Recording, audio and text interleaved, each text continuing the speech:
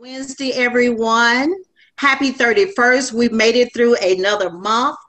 And so we're so excited about this discussion finale. This is our final virtual event for Social Work Month. And today you will have an opportunity to hear from four of our amazing colleagues in the profession. And they're talking about their whys and why men in social work are essential. So it should be a really good presentation. We ask that you use the chat box, the chat to ask questions. This is a very engaging presentation. And so we're looking forward for a great conversation. I don't know about you, but I'm so excited to hear about the men and why they are so essential, because we know that women, women love social work, but to have men in the profession, it's just that much more impressive to me. So I'm so excited, and like you are excited too, to hear from our esteemed panelists today. And so again, our theme this month is social workers are essential. Remember, as you go throughout your day, you go out through the rest of this month, the month is today and the rest of this year, and just remember that you are essential. The work that you do matters. Regardless of how long you've been in the profession, the work you do matters. You may become a little weary, but don't quit, okay? And so today I will turn it over to Dr. Jovanda Williams, who will do the hearty welcome. Dr. Williams. All right, well, happy Social Work Month, everyone. We're gonna celebrate this like I do my birthday. We do like the month and then a little bit more. So happy Social Work Month. We are just so excited about Social Work Month. Thank you so much, Ms. Wilkes, for just supporting social workers. I felt so honored and so invigorated with all of the celebrations that you've had us do for this month. That reminder of why we chose social work, why this profession is essential. I think now more than ever, we need to be reminded of that and the great work that social workers are doing in so many areas. So I'm just so excited. It is my pleasure to just offer the greeting today, particularly given our esteemed panel, and also because this is the last official day of Social Work Month. Again, happy Social Work Month. We are so excited on behalf of the entire School of Social Work here at the University of Alabama. We are excited. Again, happy Social Work Month. Thank you all for joining. Let's get at it. I am so excited to hear these panelists and so excited once again to be celebrating Social Work Month with you all.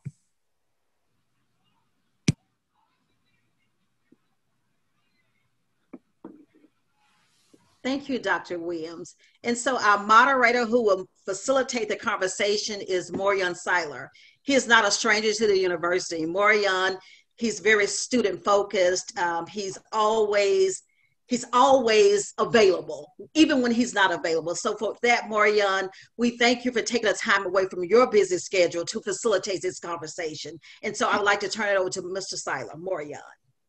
Thank you, Instructor Wilkes, and thank you, Dr. Williams. I have a quick story here. I remember when I first applied for this position, coordinator of student services here with the School of Social Work, I said to myself, I was like, well, I might not get this position because they probably feel men are not nurturing enough to take on student needs. And I came into my interview and I told Dr. Williams and had an outline and a presentation, a PowerPoint put together, and I said, my goal is student focus. I care about students. I want to make sure students succeed, want to make sure they graduate on time. And so without all that, and doing my presentation, Dr. Williams said, we want to give you this position. I was very thankful. So Dr. Williams, thank you for taking a chance with me. I know it's a new position and I'm the first male in this particular role dealing with graduate students. So thank you so much. And also congratulations to you on your new adventure, and I wish you much success. I'm excited about this topic, men in social work, and then we are essential because that's something that we talk about all the time. That is something that we look at, but we don't see enough men in the profession like we should. And so I'm very thankful that Instructor Wilkes saved this particular symposium as the last one to close out Social Work Month, because I do think men are essential, we are important, and we do have a lot to bring to this profession no matter what job title you hold. And so without further ado, I would like to introduce our dynamic panelists. We have 4 panelists here with us today, and I'm gonna start off with Dr. Bennett. Dr. Danny Bennett is an interdisciplinary researcher with a direct social work practice experience, developing an integrated framework for the study of chronic exposure to urban stress among vulnerable populations in general, and African-American males in particular. Dr. Bennett has initiated a program of research which addresses gaps in social work research and practice with African-American males, and incorporates an interdisciplinary focus which transcends social welfare policy and practice. His preliminary findings have been presented at elite senior interdisciplinary research conferences. Further, these findings have been published in top social work research journals, and he has also been an expert manuscript reviewer for social work and other disciplinary journals, including Research on Social Work Practice, Criminology and Public Policy, and the Journal of Black Psychology. Dr. Bennett co-edited a special issue of Research on Social Work Practice, which focused on African-American males. Our next panelist is Dr. Curtis Davis, who also have research and specialization in forensic social work as well. He utilizes mixed method approaches to understand, develop, and influence approaches that foster an effective, equitable incarceration and reintegration experience for educated youth and adults. His work also examines how racism-based trauma is conceptualized, assessed, and treated through interventions. Dr. Davis is also passionate about the holistic and meaningful training of burgeoning and seasoned social work practitioners. Thank you, Dr. Davis, for joining us, and Dr. Bennett. Our next panelist is Dr. Lewis Lee. He is an assistant professor who focuses on the intersection of micro-macro factors associated with reentry and health disparities amongst justice-involved persons. He is also a scholar who has long-standing interest in research methods and social work macro practice. To systematically and rigorously conduct his research agenda, Dr. Lee has certified in health disparities research through the Health Disparities Research Education Program in the School of Medicine, University of Alabama at Birmingham, where he focused on developing research methodologies and designed to address health disparities found in various populations and needs. Dr. Lee has previous experience working with incarcerated adults and youth who have come in contact with the justice system. Dr. Lee also worked as a social work manager in an Asian American nonprofit organization in New Jersey, where he provided community services to immigrant minorities.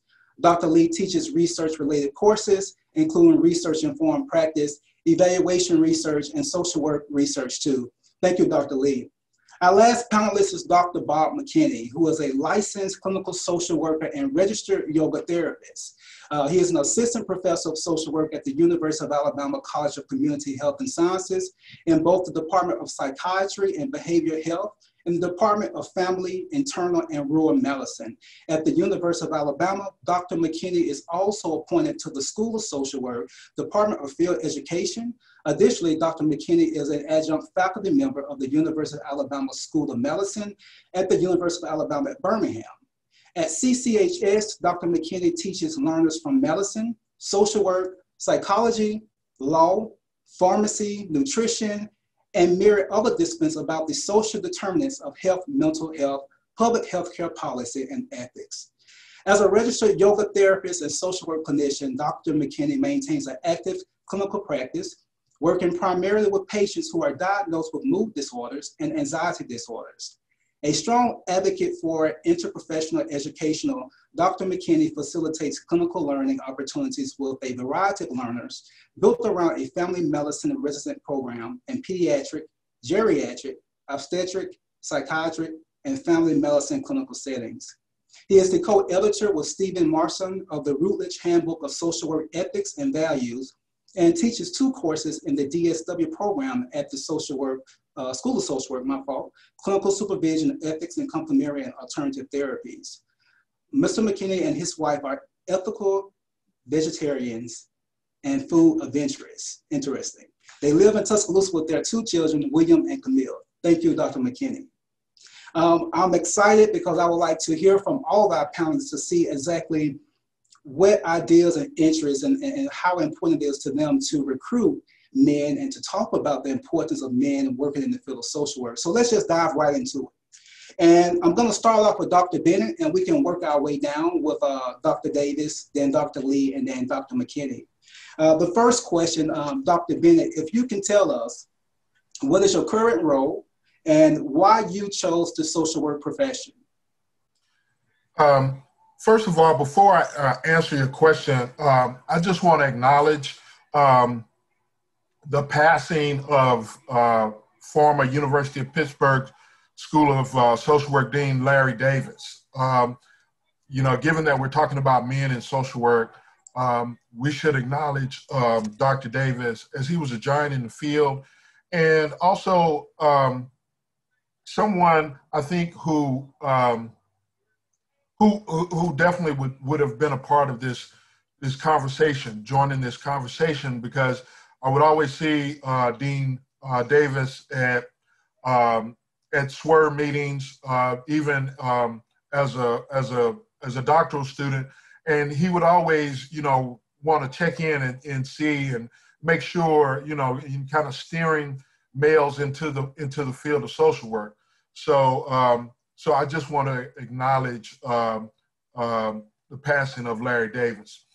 But to your question, I think one of the things that, you know, got me into the field was one, I saw a need and I saw a certain perspective that wasn't necessarily represented from a practice perspective. Although young males, particularly young African-American males, are often find themselves in the system, if you will, be it foster care, be it juvenile justice, or what have you. But there's no one sitting across from them who looks like them or who has had similar lived experiences. So that's probably one of the main catalysts for me pursuing social work. But also just to give a male voice to many conditions. And I think as we join the profession, we normalize men showing empathy, showing being nurturing, showing care and concern. So that is, you know, primarily to answer your question, my reasons and motivations for pursuing social work. Thank you, Dr. Bennett. Dr. Davis? Yeah, thanks, Morian. And again, hello to everyone. It really is a pleasure to be here and see all these warm faces. So my why, you know, I've been thinking about this is really, it really just comes from sort of my upbringing and my lived experience being a native Mississippian. I was born and raised in Greenville, Mississippi, and then moved to Tupelo, Mississippi. And I, you know, matriculated through K through 12 and then undergraduate studies. And honestly, I didn't even know that social work was a field or program of study. I had no idea. Originally, I was a psychology major. And I didn't know that there was a field that really, really fostered advocacy and togetherness and taking that grassroots approach. I had no idea it existed. When I found out that it did exist, I quickly changed my major, and you know, I've been rolling ever since. But part of it comes from that upbringing and really being raised primarily by women, by my mother and grandmother and aunts. My mother works in Mississippi Department of Human Services. Oh, good deal. Ruth is from Mississippi as well. And my grandmother and my aunt are teachers in the public school system. So, you know, seeing them, like now I describe myself as a pracademic. So there's one foot in the practice world and practicing, and there's one foot being an academician. But now that I'm thinking back on it, seeing my family, they were sort of pracademics. They weren't social workers, but in their roles as teachers, they really focused a lot on community and togetherness and really using their voice and power as educators, even as Black women, to work within the community and to strengthen it. So that's really where it came from. And I think, I'd like to add that I think what sort of not only my why of joining the field and sort of staying in the field, I think is important to bring up, is that I just enjoy how this field is one that nurtures like advocacy and belongingness and really, really living on those code of ethics. So that's sort of my why.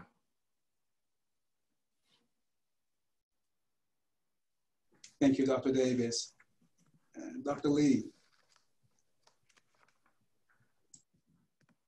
Thank you, Maureen. As Dr. Bennett shared that the sad news, I also want to acknowledge the presence of the Dr. Larry Davis from the University of Pittsburgh. I'm from Pittsburgh, and then when I was a doctoral student, he was my dean and captain. And Dr. Larry Davis kept motivating me and then saying that, Louis, don't give up your research agenda, which is the addressing and then championing the lives of the people with incarceration life and then at-risk youth in the juvenile justice system. He kept motivating me and he guided me when I was lost.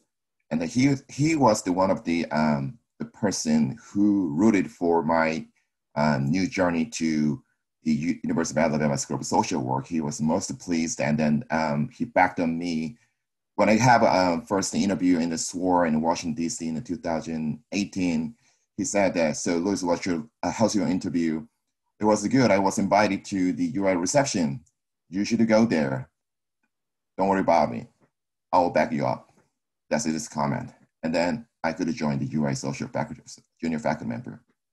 It was so unexpected news, and then I was very sad to share that, but I will remember his great leadership, and he will miss that as my mentor.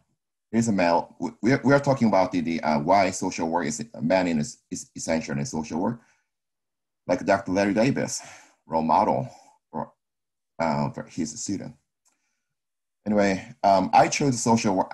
My undergraduate, I was a sociology, but I decided to be a social worker because I chose social work as my profession, since to me, the social work allows for some three-dimensional thinking, right? So we have a great framework, like a PI, persons and environment approach. So through a PI approach, social work challenges me to think about all relevant aspects surrounding our client and then their interrelations to whole concept or behavior. So social profession provides an opportunity to make a real positive difference in my client lives. That's the reason why I chose the social work profession.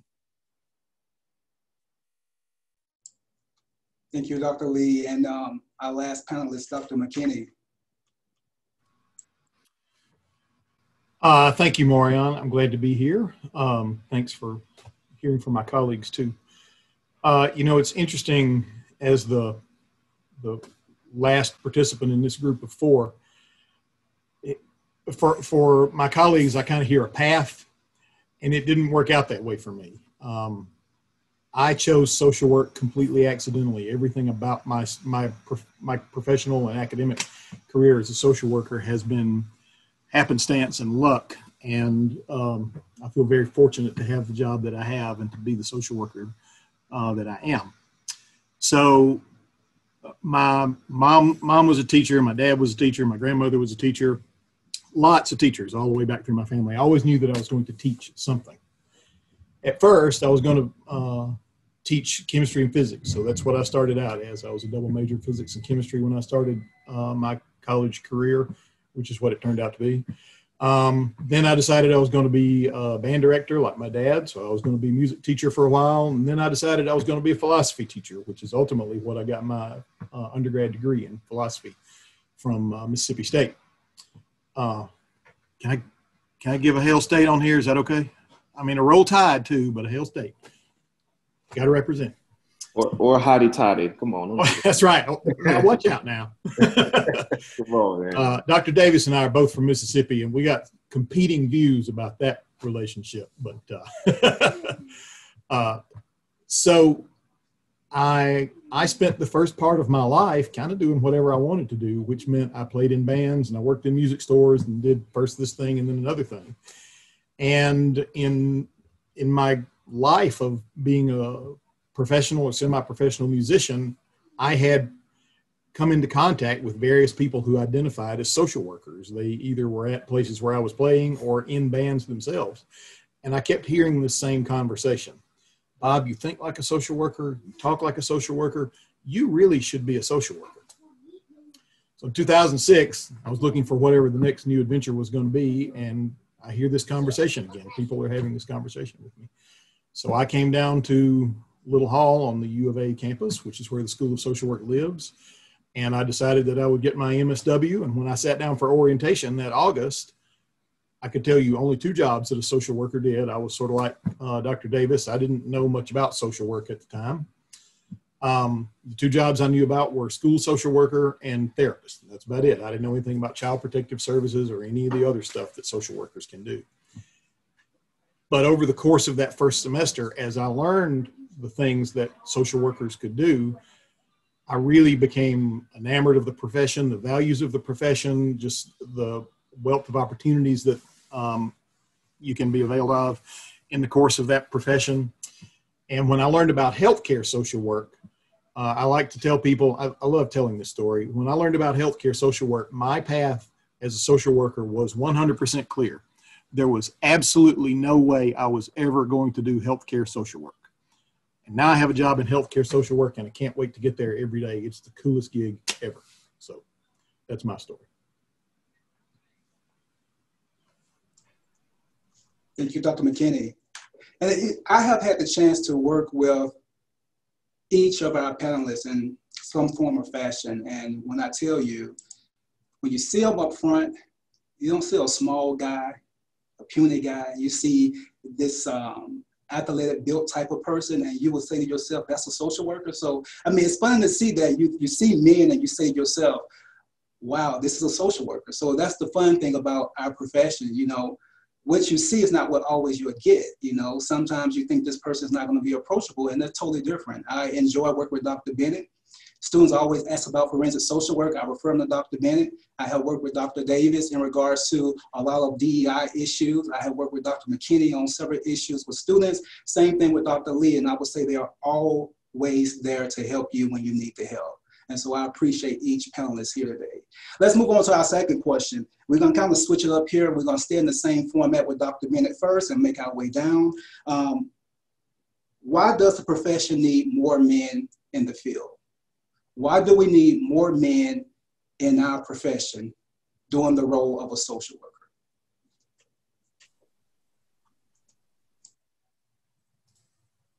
Okay. Well, I think first and foremost, for better balance, and you know, it's when it comes to males in social work, it's somewhat interesting. Of course, we know that social work is a female-dominated profession, but when it comes to managerial positions or executive level positions, then the balance shifts. But I think we need more males in social work so that there is less of that gender imbalance throughout the profession at all levels, from grassroots to administration and executive levels.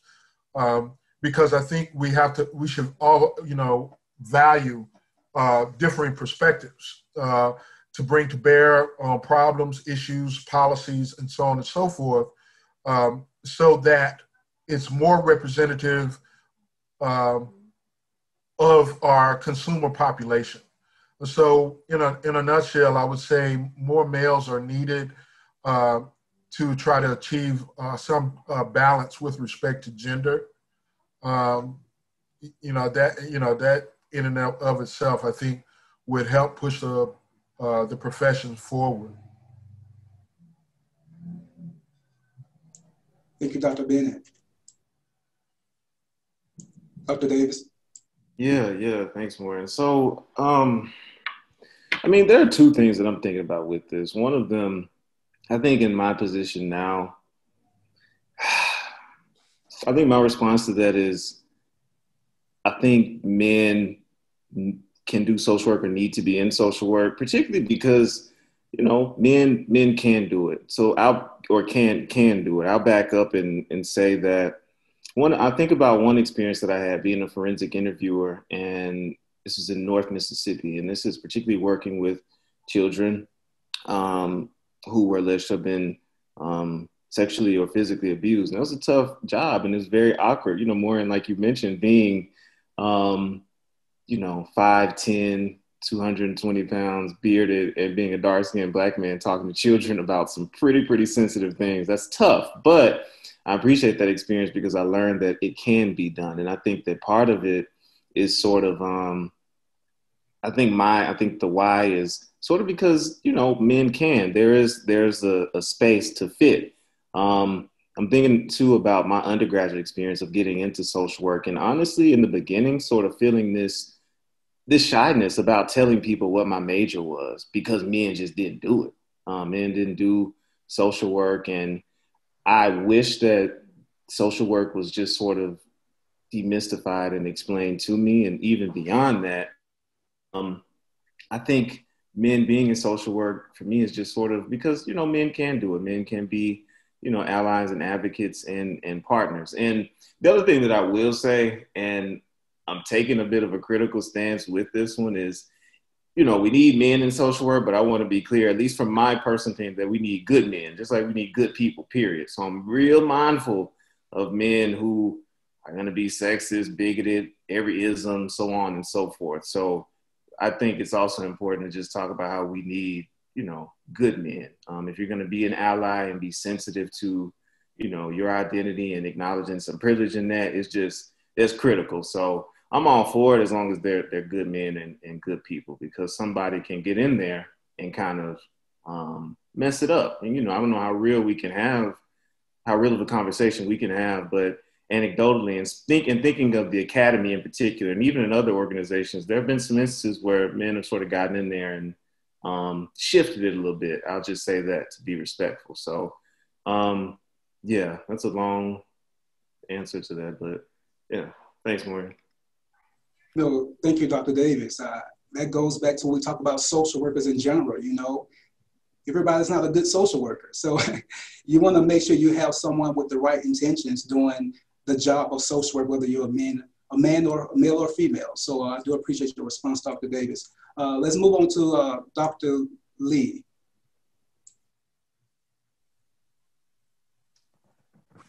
Yeah. Okay.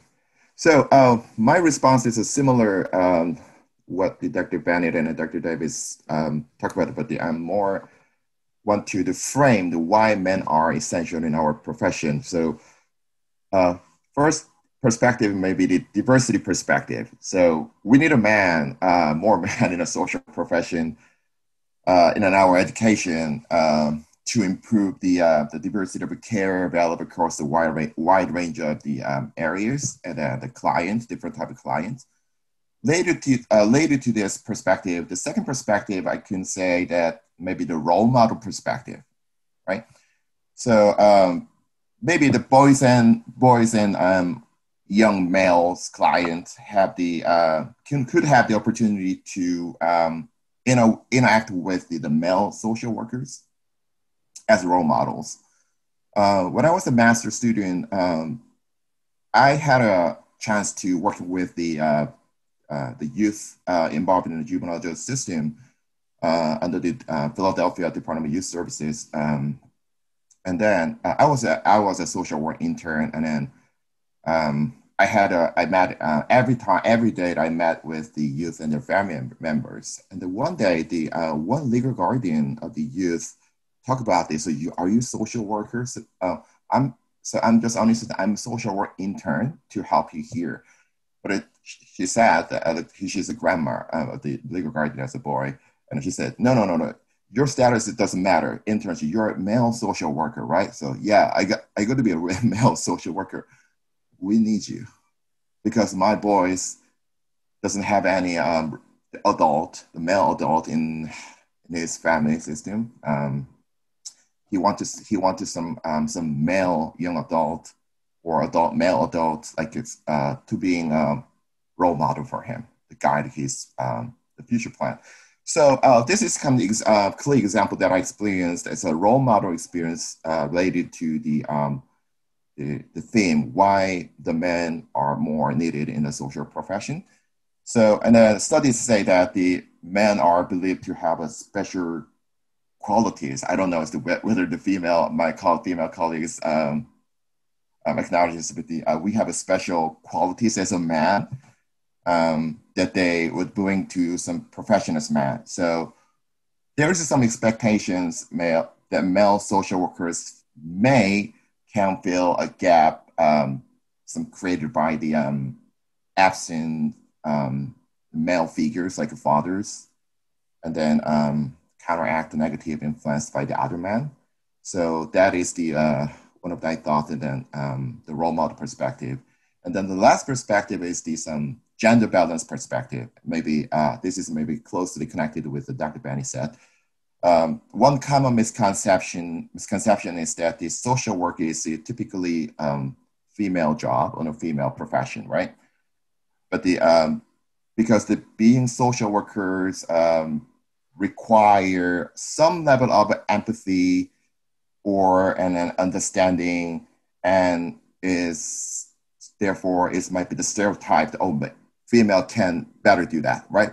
But but actually this is not true, right? So that is not that is some kind of misconception. The role is also demanding in other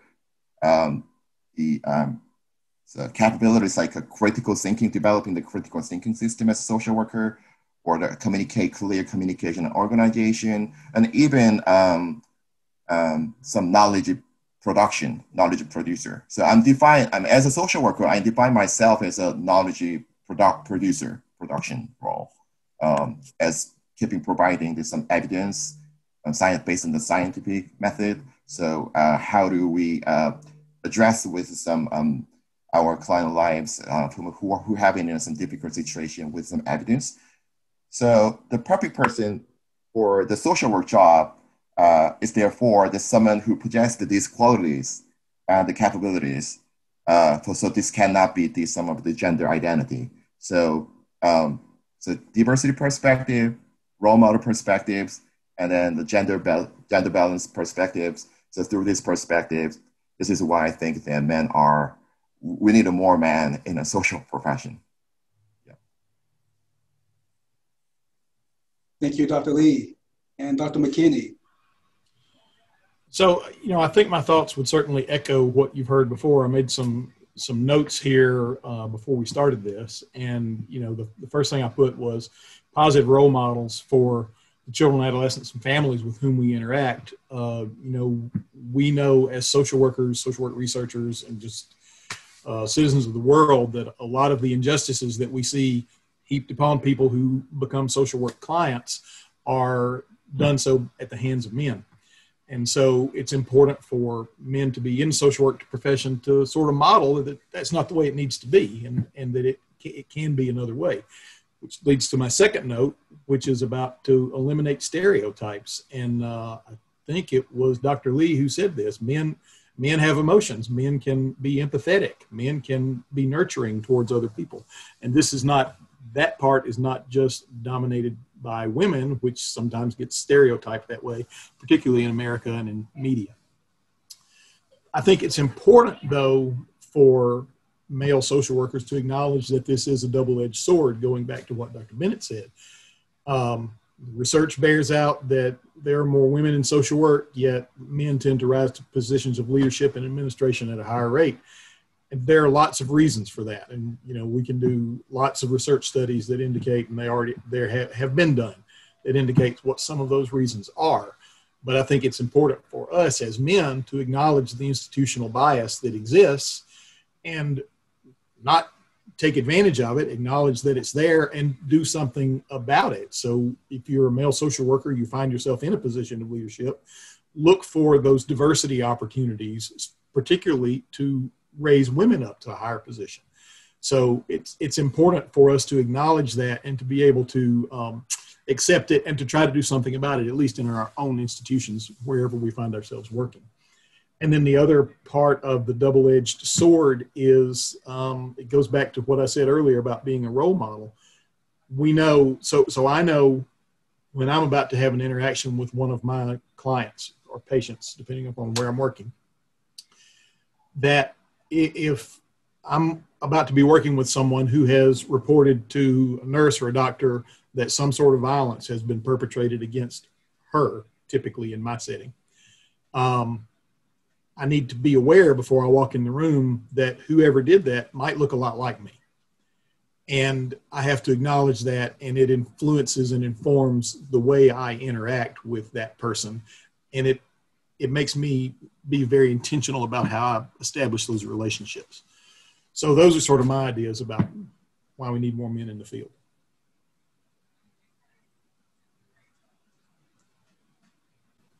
Thank you, Dr. McKinney. And if you have, to our attendees, if you have questions, please use the chat box. We do have time for 1 or 2 questions from the group. So if you do have questions, please use the chat box. And to our panelists, if you have a chance, please read the chat box. You have several praises from probably former colleagues, students, people out in the community. So please take a minute and read the responses from people. A couple of good takeaways so far that we have written down from Dr. McKinney. We need men in social work to eliminate stereotypes. We have one from, let's see here, Dr. Lee. Males in social work can fill gaps. Males in social work can fill gaps. Dr. Davis, we need good men in social work. So we do have a lot of good takeaways from the conversation so far. So keep those comments coming. And like I said, if you have a question, please use the chat box so you can direct your question to one of our panelists. We do have one more question here, and it's a good question, since the campus is big on recruitment, and that's something that we look at for the School of Social Work. And as you know, in all 3 programs, BSW, MSW, PhD, DSW, the male student population is very low. So they're always trying to see how can we bring more males in the program. And so starting with you, Dr. Bennett, what are future recommendations to recruit and mentor social work male students? I agree with you. That's an excellent question. I'm not sure that, I have a definitive answer. Social work, I think social work students are a special group because looking at things long range, in terms of career path, et cetera, it's not a field where you're going to get rich, like, engineering or, some of the, STEM fields and that kind of thing. So I think we have an uphill battle in terms of student recruitment, even more so with males, primarily because of how the profession is viewed, just from a practical standpoint in terms of career options and pay rates. But then also it's a further uphill battle with regards to male students. So I think we have to find ways to demystify social work or as a profession, to let male students know, or potential students know, that it's not a female profession. I think we have to make strides to get away from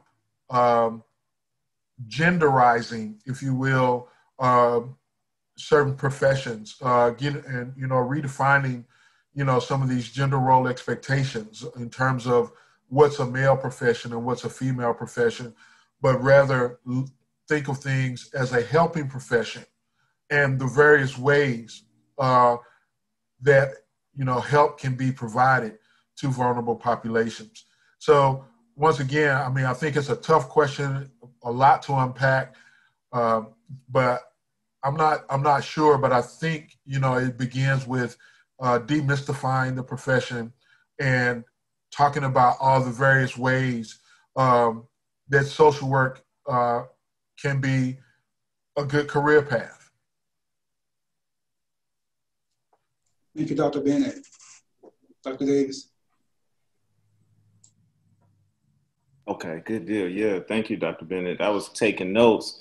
One, of course, is to just echo that: demystify, demystify, demystify. Take a proactive approach to demystifying it and bringing people into the field, particularly men into the field, and introducing them to social work and saying that, hey, it is more than this field where you take away someone's children. That's me speaking more so anecdotally, growing up and being in Mississippi. That's pretty much what social work was associated with. I think part of that too is sort of taking more time to sort of honor the field and talk about how esteemed it is. It's so much more than what I just mentioned. So reaching out and touching is going to be very important, and coming up with some creative ways to do that. I'm thinking about all the times where I've been in a barbershop and really didn't mention social work, but had the opportunity to. And I bring up the barbershop because I'm also thinking about ways to point men in particular to things that sort of serve as exemplars for what social work is. I listen to a lot of podcasts. I've been listening to one.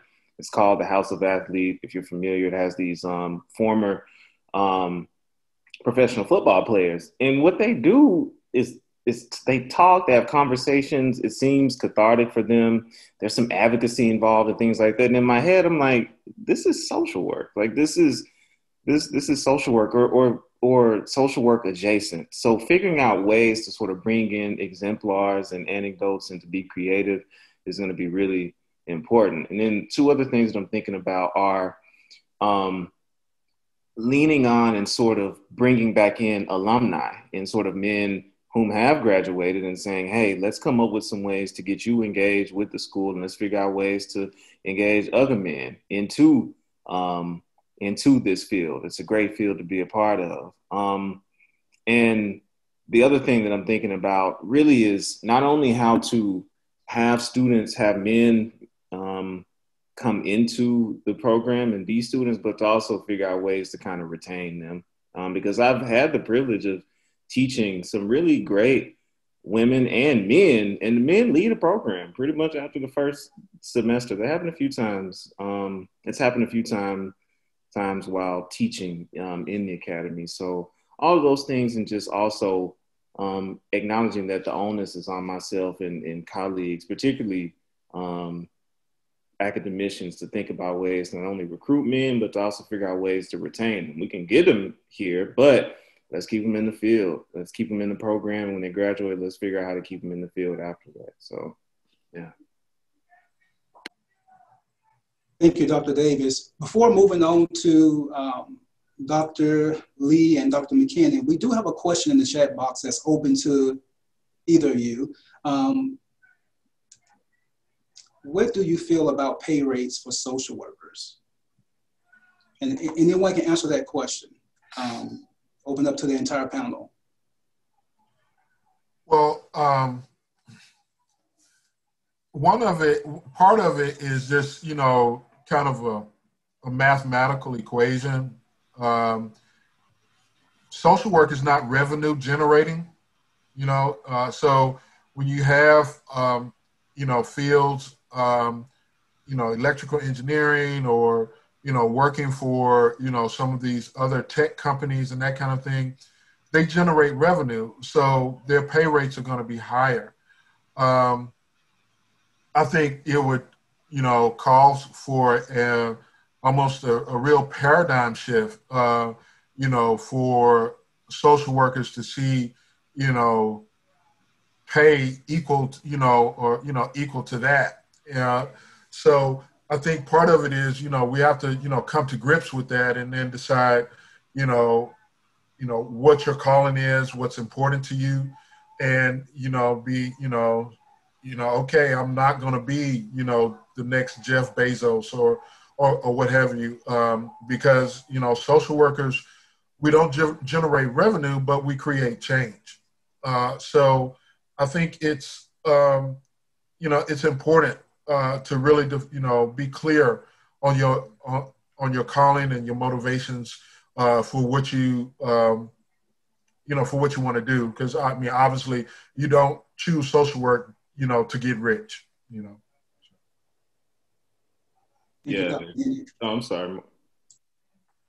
Just really quick, I want to echo what Dr. Bennett said. Yeah, you definitely have to have that fire in the belly. I also do think, and this goes for men and women, one thing that I wasn't oriented to, especially as it relates to social work, I always heard, hey, social workers don't get rich. I also just wasn't oriented to negotiations and salary negotiations and ways to sort of politic and talk about increases and raises. And I think for me personally, I would be willing, and I have the conversation a lot when I work with doctoral students, especially those trying to join the academy, about earning potential and ways to negotiate and how to get creative in that. It may not bear that much fruit, but I think it's important to at least open up the space to have some of that, to have that discussion. So. Thank you, Dr. Davis. Dr. Bennett says that social workers do not generate revenue, but create change. Yeah, I totally agree with that. And then that is one of the focal points that we more value in social change, and then change behavior for those who are in need, and then want to get some, to be interacting with the social workers to change their lives. But as a former social work manager who was involved in the management of nonprofit organization, I had a chance to have some different thinking, because I was the assistant director in some nonprofit organization located in New Jersey, and then that allowed me to chance to be involving in how the organization can be survived with the competition and stuff of competition in a fast-paced situation. There's a lot of organizations to provide and services, and then we have like social workers, the clinical social worker, and a macro social worker, and the macro social workers like me involving in some management. But one of my conclusion is that we are social worker, and then to run the organization and then to make our organization survive, we need to equip some business mind, right? How to create the revenue to survive the organization, right? But the business mind is not just for profit, right? But we can just say that how about the social entrepreneurship? Social entrepreneurship has the social purpose, but they have the same mind as the for-profit businessman.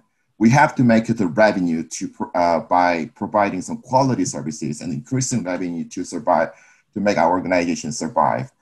If our organization cannot be survived, then organization, how about what happened? Destruction. No agencies, and then no agencies. Where our clients go. Right, so that experience is kind of some turning point to think about the social worker profession as a profession in terms of the payment levels. Why our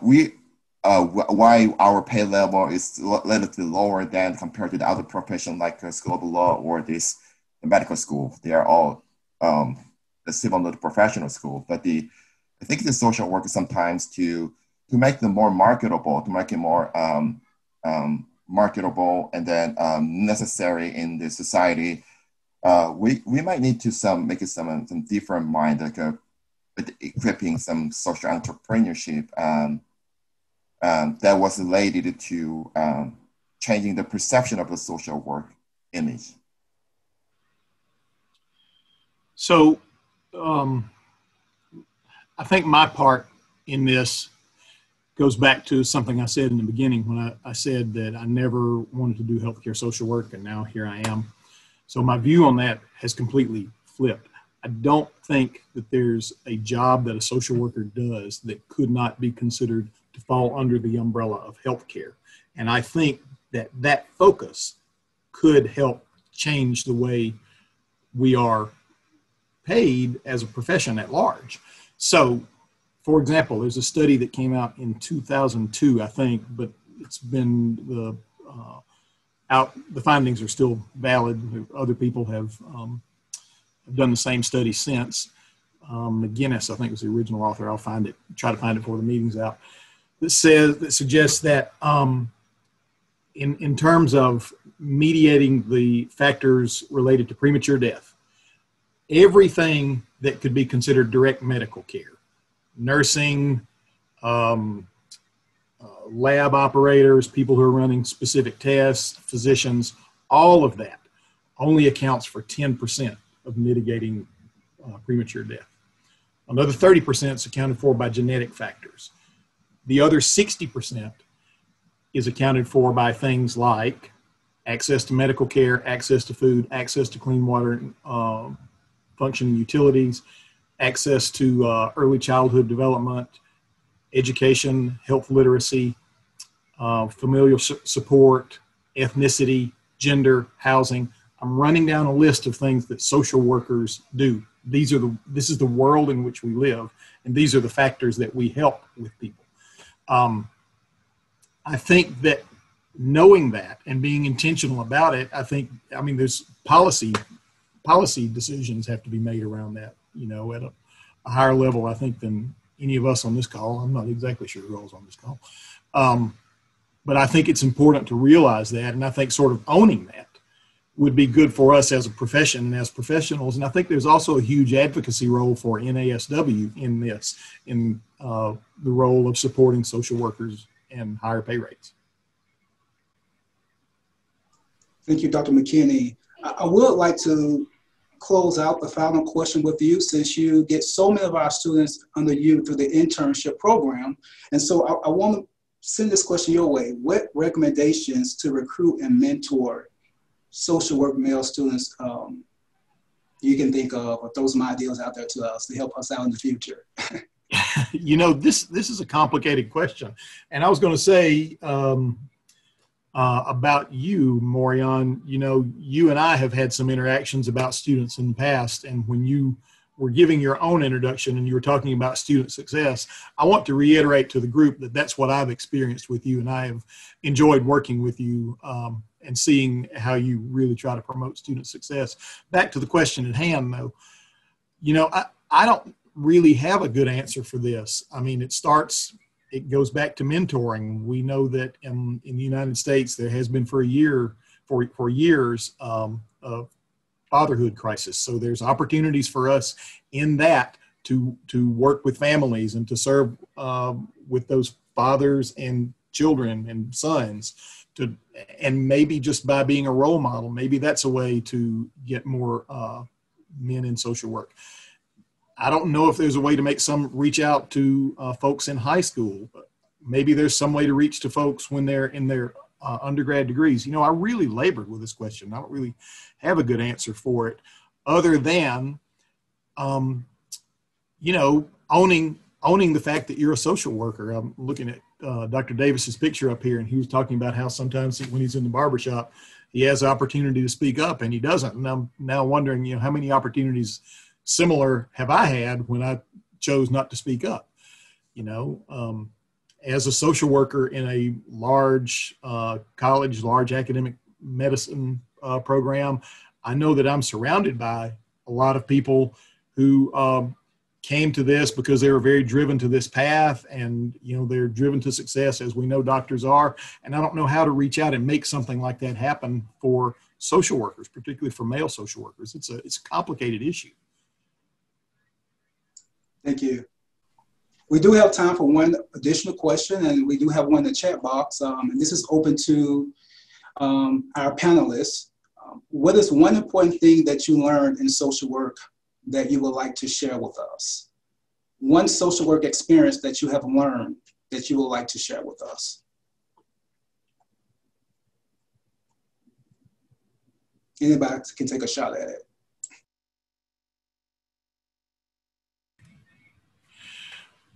Well,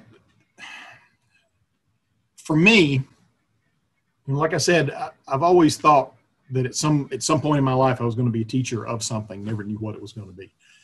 And you know, like I said, I got into social work completely accidentally, sort of tripped over it, you know, and wound up doing it. My first field placement. Okay, I was fortunate to have two. I believe, even looking back at them in retrospect, two really good field placements when I was in my MSW program.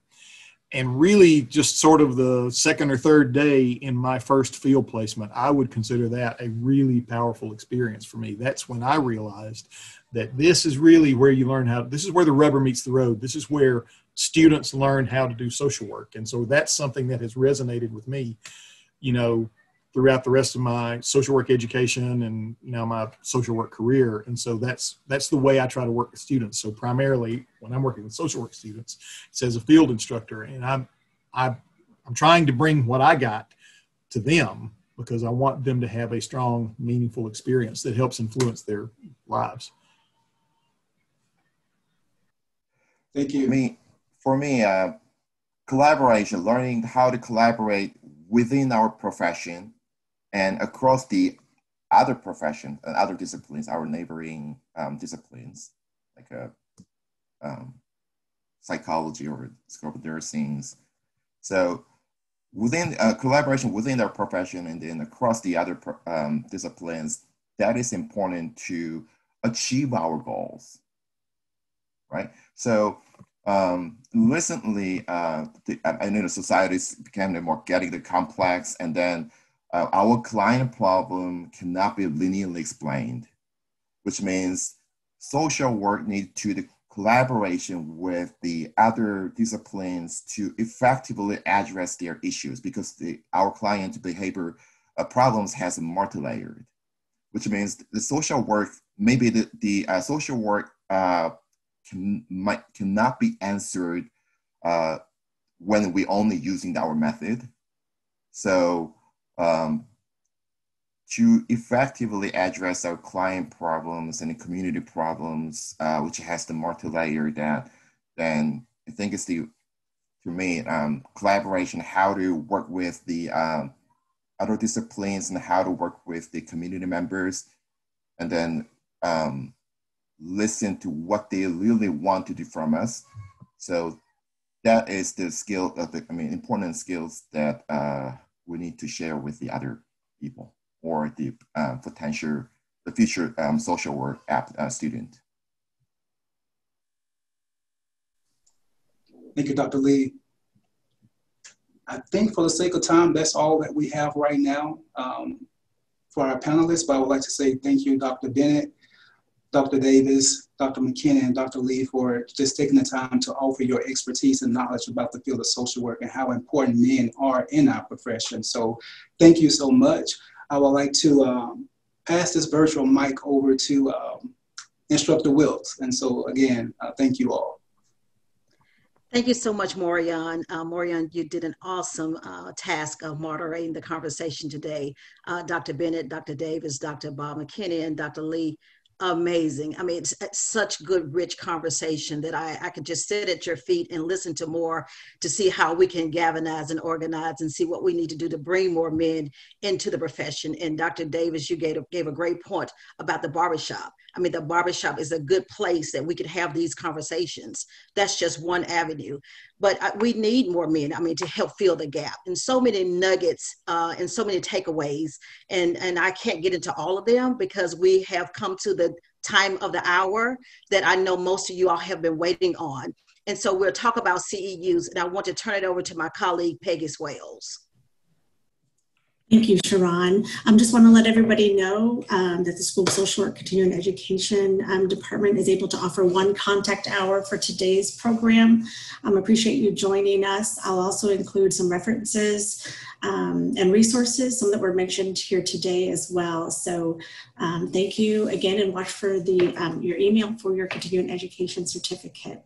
And with that, excuse me, will also be a program evaluation that we ask that you complete. And thanks again for participating. Thanks to the panelists. It was amazing.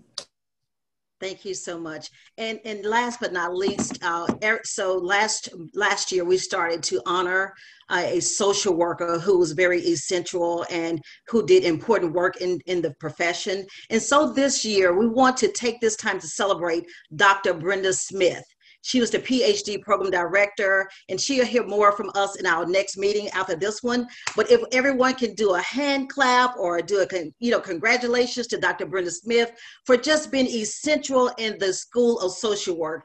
So Dr. Brenda Smith, we appreciate you, we honor you, and we celebrate you. Thank you for your contributions to the PhD program in the School of Social Work at UA. And again, thank you all so much. And I know I'm about to put my colleague on spot, Dr. Kane, to give some closing remarks because Dean Reed had to transition into our next meeting. But again, thank you all for making Social Work Month events a success. We've had about 500 participants, a total of, and that's just a virtual platform. And we've had so many to watch Facebook Live and to share. And so because of you made all of this possible. Our attendees, our alumni, our students, and also our panelists. I mean, you all were amazing. And as I shared with the males prior to this event, this was the finale. And so I think you all did an amazing task of conversation. So again, thank you. And we need to do some follow-ups and next steps on what can we do to not only recruit, but retain our male social work students in the program. And so with that, I want to turn it over to Dr. Kane, and she can give us some closing remarks. And again, remember that you are essential. And a shout out to Mayor Maddox and the City Council for proclaiming March as Social Work Month. So another shout out to our very own Mayor Maddox of Tuscaloosa and the City Council. And without further ado, I want to turn it over to Dr. Kane, and she'll close us out. Thank you. Thank you so much, Sharon. You were so wonderful at this. We love to have you as the woman behind the scenes who is moving us through this process. Thank you so much. Thank you, Lindsay, for what you've done. Thank you, Peggy, for the continuing education. And thank you to our men social workers, our mentors, Dr. Lewis, Morion, Silver. I don't even think I said that right. Did I say it right, Morion? I want to thank Dr. Bennett, and I also want to thank Dr. Bob. Thank you so much. Thank you for being part of Social Work Month. You guys are essential. Thank you. Thank you. Thank you so much, Dr. Kane. And I'm glad you said Lindsay and Peggy, and they were the masterminds behind social work. Peggy helped with the CEUs, so if you have any questions about CEUs, shout out to Lindsay for doing all the graphic design.